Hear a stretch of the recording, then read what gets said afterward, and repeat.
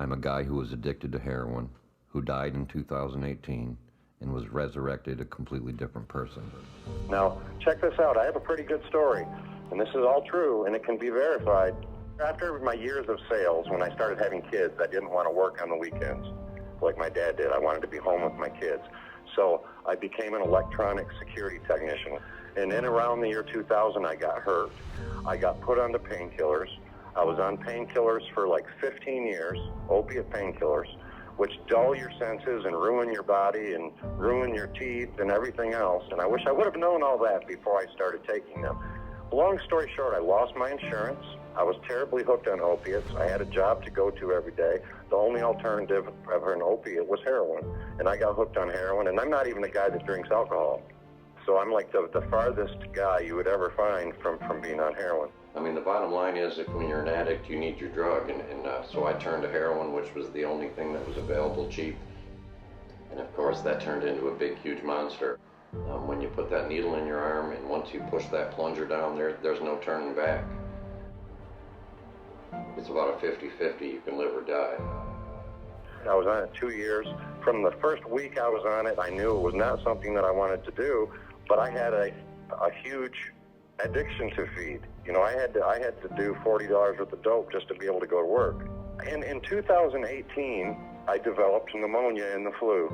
I went to emergency, and they told me basically that I was really sick and I was going to be in there for a few weeks, and they could obviously see my needle tracks and stuff on my arms, and they asked me if I wanted to work on my addiction while I was in the hospital, and man, I jumped at the opportunity because I knew that it was now or never. It was either I was going to do it then or I probably wasn't going to do it, and I would die probably from a heroin overdose.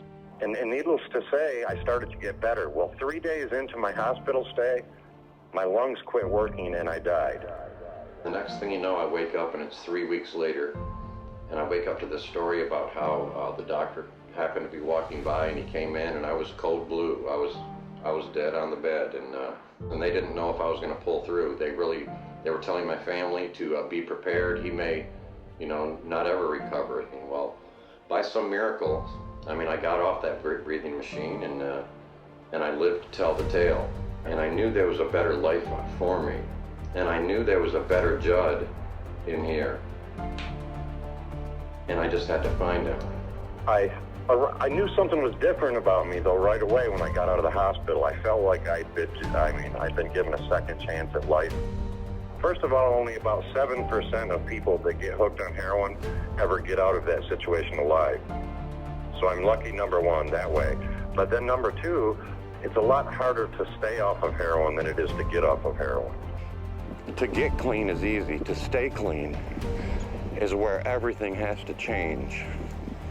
And I've discovered a way to help make that happen in real time. And it's not going to take years and years to do it either. When I got out of the hospital, I started doing a lot of reading and researching into the brain. In the last few years, there has been brand new research in heart and brain health, and they have found if you tie your thought to an emotion, that's when you start to manifest things in real time. That's when you make your dreams come true. Now, whatever you're giving out to the universe is what you're going to get back. The problem is that most of us are giving out about a 50-50 mix of positive and negative out into the world. And that's why we get a mix of positive and negative back. And it's really that simple. Now, I received this information that I'm using from martial arts champion Greg Halpern. He's got a program called Formula 4 Protocol. I'd heard of Greg Halpern already because of all of his accomplishments and things in life. And anyway, I just looked into it, and I was amazed by the first meditation. I thought it was so powerful. You can tell that they had to spend a fortune just to create this because I could feel a difference right away, and I realized that what Greg was saying was true. I followed all the basic old school mentors, but ever since then, I really avoided like the plague almost every type of like self-help program because most of them have all just been rehashes of that same stuff. But when I got into the Formula 4, I realized they were onto something. We're always taking in energy, and we're putting energy back out into the universe. We're basically getting what we put out there. And I found with the Formula 4, what it's allowing me to do is to exude positiveness. I'm not going to say that I don't have problems during my day, you know, like everybody else, but what I do find is if I can't deal with the issues, I put my headphones in and it gets me right back in a good mood again. And like I said, I'm not very far, I'm not even done with the program, but I've seen enough of it to know that it really works. It's changing my life. If you know anybody that is suffering from opiate addiction, send them there, because that's really what is making it all come together for me. No, I've never had a relapse one time from heroin. I've been clean since. None of it would be possible without the Formula 4, and I'm being very honest. You know, I was a mess. I mean, and if this can help me turn around, I mean, it can help literally anybody who will work it. I want other people to use it so they can experience what I'm experiencing also. The best part about it is I get to be the one living it.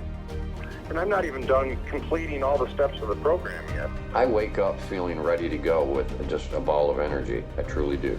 I notice that I'm positive all the time. Even when crazy things happen and things beyond your control that may be negative happen, this gives you the ability to roll with the punches and to maybe find the silver lining in the negative experience. It just worked fantastic for me.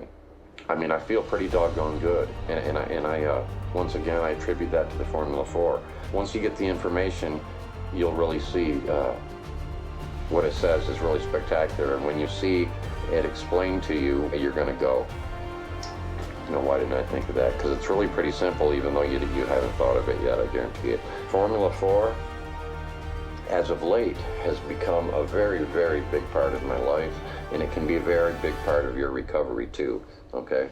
There's no magic bullet that's going to stop you from doing heroin and where your life will just be back to normal and perfect tomorrow. There's no magic bullet, but there's a few things that you can do that are about as close to a magic bullet as you can get.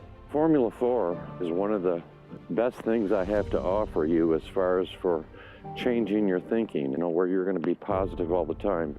And when you're giving off nothing but positive energy, man, nothing happens to you but positive stuff. I'm here to tell you I've been living it for a couple of years. I'm living proof. If I can do it, anybody can do it, and it can open up a lot of possibilities for you. I'd like to thank anybody who's involved with Formula 4. I'd like to thank everyone. And I want to say I love you all, because you know what? I wouldn't be where I'm at in my mind without you. Because I've been looking for something, you know, like this, and this is fantastic. I hope that the people are listening to this realizes what I say is true. I've gotten clean, stayed clean, and I've been changing more into the person that I want to be, the best version of me. A journey of 1,000 leagues begin with one step, and I hope you use this time today as a catalyst to take that first step. This is Judd from Detroit Heroin Club. I love you. You have a great day. Peace.